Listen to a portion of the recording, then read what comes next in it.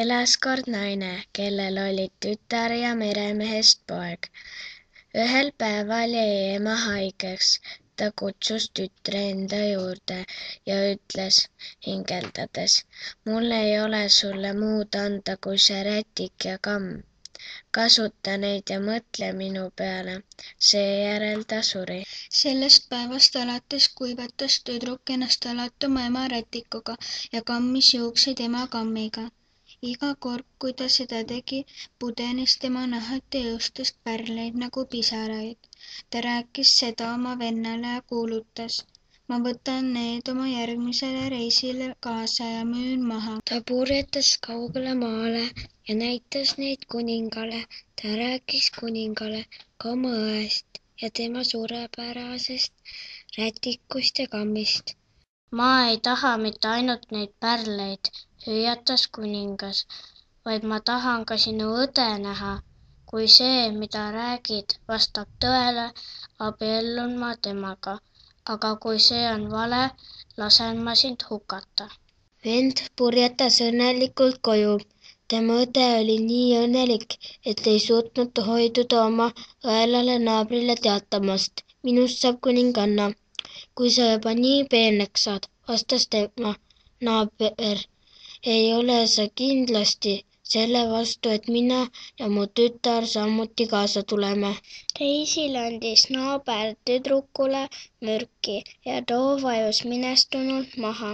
Tema süda seisis, ta ei teinud hingetõmmetki. Tema vend, kes kibestunult nuttis, mattis ta mererüppe. Ilma mu armastatud õeta peame me tagasi pöörduma, muidu laseb kuningas mu surmata, ohkas ta. Ja kaotame oma õnne, sähvas naaber. Miks mitte teeselda, et minu tütar on sinu õde?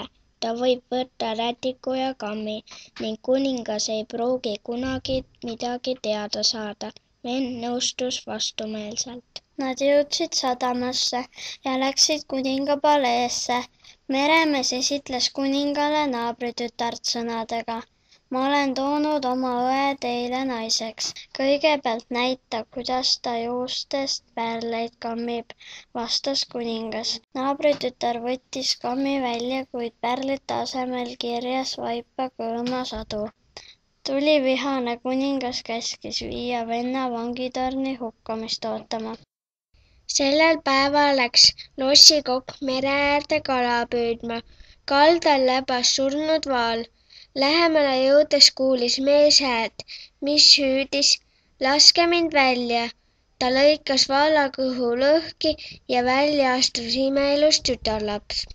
Ta rääkis kokale ühe tõeliselt veidra loo. Mees ei teadnud, mida arvata.